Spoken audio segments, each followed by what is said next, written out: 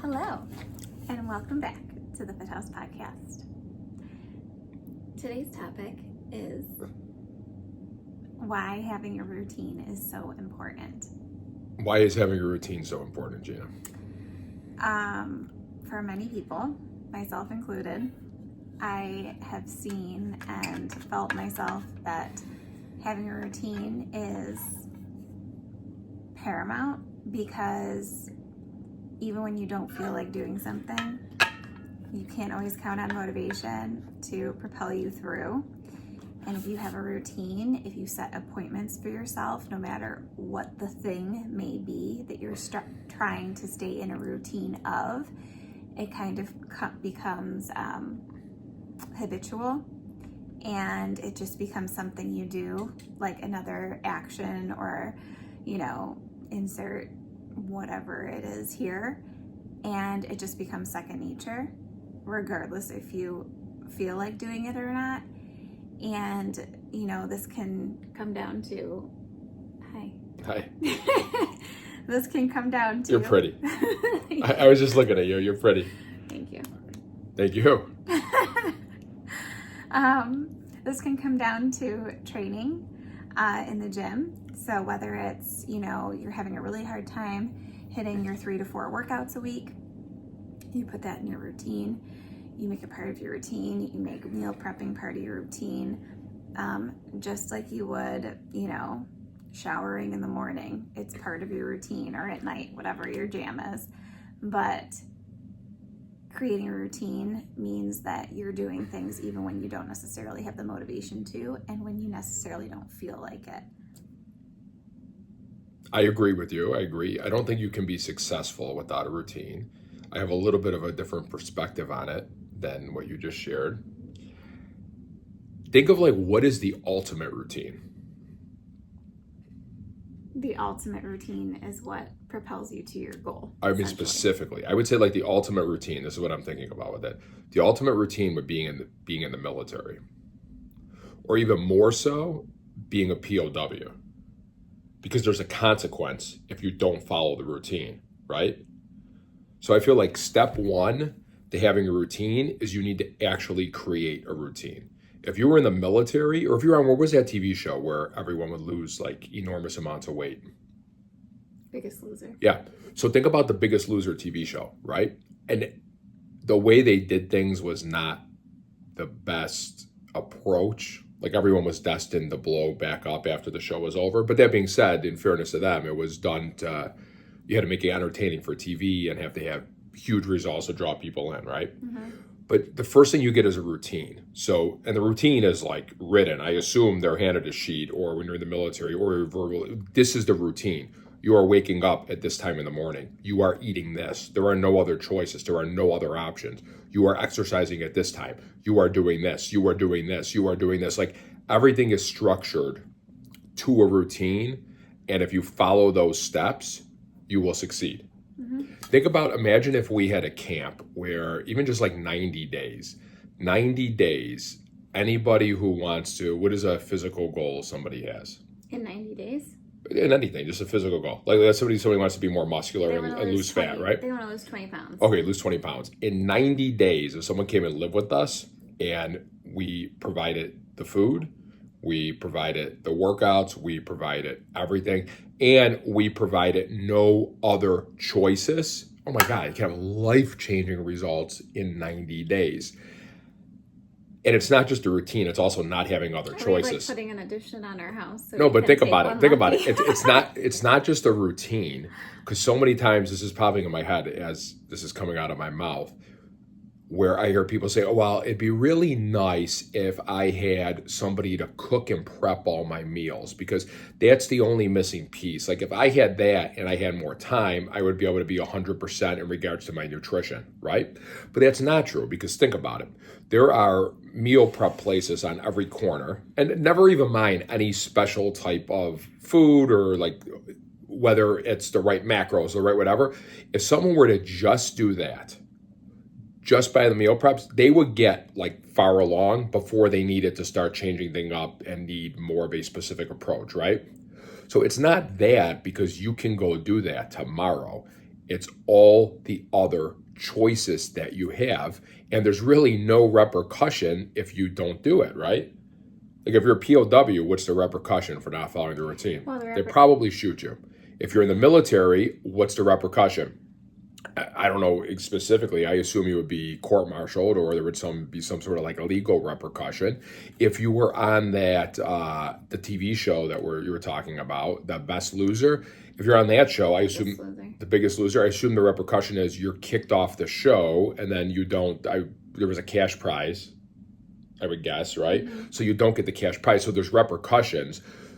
So maybe what everyone needs to do, myself included, because I'm working on creating a new routine for myself, I would say the first thing you do is you actually have to have a concrete routine, and you can't just make that up in your head. That's something that you actually need to write down on a sheet of paper and create a routine. Mm-hmm. And then I feel like there has to be some sort of accountability, whether you're holding yourself accountable to like your nutrition clients hold themselves accountable to you. There also has to be a way to hold yourself accountable to yourself, because otherwise, like, it's okay to screw up and have a learning experience and get back on track. But if it's never getting on track in the first place because you're not holding yourself accountable, and you keep making the same mistake over and over and over because there's never any repercussion or any accountability to be held, how are you ever going to progress? Does that make sense? Yeah. Well, I think the repercussion is you won't lose weight, or you will gain weight. In the example that you're talking about? Or you will lose muscle, or you will become injured more easily. Yeah, but that doesn't work that doesn't work as much as money for some reason. You know what was the greatest I've ever seen? There was a study done on that. What? Like if there's a monetary prize, you're like, oh my God, 70 to 80% more likely to follow through with a goal. When I first opened, so when I was I was head of the training department at a very large commercial gym in the area, they did like a best loser contest, where that's what it was called. I didn't mess up the name that time. That's actually what it was called. And the prize was, I forgot. It was like a cash prize. I have never seen everybody try so hard. It was insane. And then when I first opened Fit House, I won a TV at a meat raffle. Long story. I won a TV, and this is right when smart TVs came out. So it was a smart TV that I won in a meat raffle. It's not a big deal to me. So I put that up as first prize. And then second prize was an iPad. And I think third place was like some cash or gift card or something like that, right? Oh my God, I have never seen everybody try so hard. It was crazy. But the part that baffled me was I don't understand what was so important about, because I mean that TV was what? That TV was a couple $100. Like, what's so important about the TV where the ultimate win, like, it was neck and neck, these two girls, like, holy shit. It was for 3 months, and the girl who won lost. I did it more than just based on weight. It was also measurements. Like there was a lot of overall things. So it wasn't just turned into a weight loss contest, but she lost like 61 pounds in 3 months. And I was surprised because everyone else who was trying so hard and did amazing was doing it mainly for the TV. And she really wanted the TV too, but I knew she was going to be successful because she had a different reason as well. And she told me the biggest reason was she had a young child at the time, and she said she wanted to set a really positive example for him. So that was also a driving force in addition. But to me, I feel like that's what the ultimate reason would be to push yourself so hard, is not just setting an example for your children, but setting an example for yourself and being the healthiest, best version. Do you know why I'm starting a routine for myself? Why? I'm being for real. Do you know why? Because you want to be the best version of yourself for me and Taya. Partly, but that's not my TV. That's like a second reason. Okay. That's not my television. Here's what my smart TV is. I hurt my neck recently. I know I shared that. and it was to the point where I could barely lift 12 and a half pounds over my head with my right arm. And I'm physically not where I want to be right now, but I pay attention to things and I watch people around me. And I see usually in life when people hit a certain age, which coincidentally happens to be right around the age I'm at right now, I see a lot of times they take this slow, steady downward spiral where, and I'm just going to speak very, very bluntly, where it's like they start to lose taking care of themselves physically, they start to put on unwanted weight, they start to lose their smile. Like instead of being the once vibrant person that they were, their energy starts to go down. I have no doubt it all just like feeds itself. As they physically start feeling worse slowly, it's insidious because it's very slow, their energy level starts going down. They start not looking the way they want to look. They start not feeling the way they want to feel. Their energy's good. Like it all just keeps feeding into each other and gets worse and worse with each passing year. I feel like what happened with my neck and what's going on with my neck could be the start of that happening for me. And that scares the shit out of me. I mean, really scares the shit out of me. I don't want 10 years from now, I don't want to have low energy, have my body hurt, not being able to run around with Taya and you and do the things that I want to do with Taya and do the things that I want to do to you.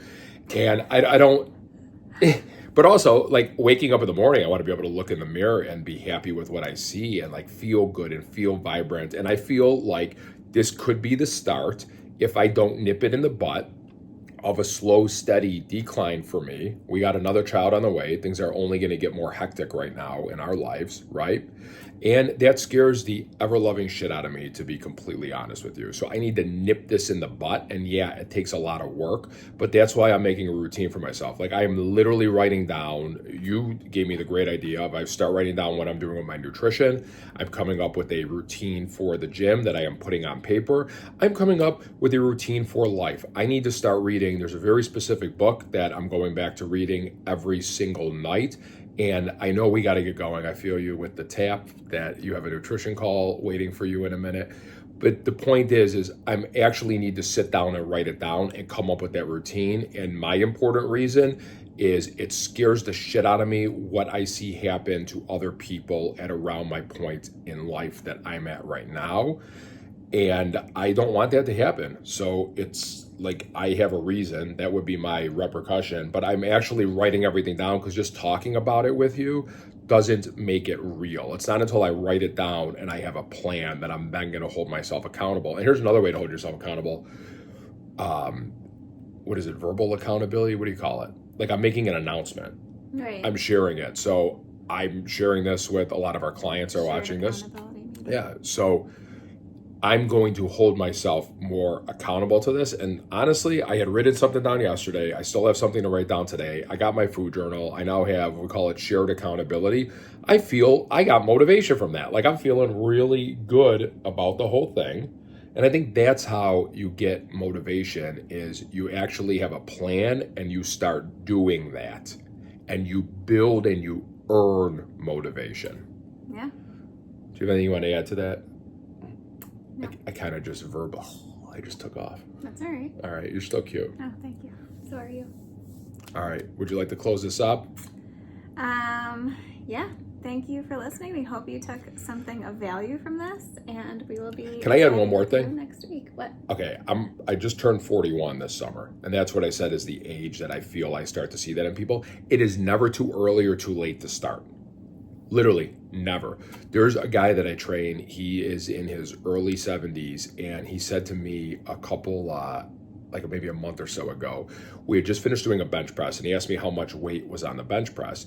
And he told me that that is more weight than when he was a kid. He dabbled in the gym a little bit. He could lift more weight now in his early 70s than he could when he was a young man.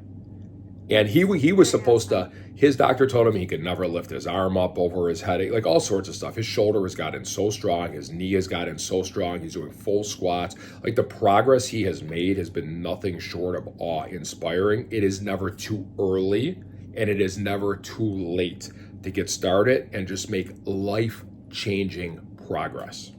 Agreed. All right. We hope you found value in this podcast. Have a wonderful evening, and we'll see you when we see you.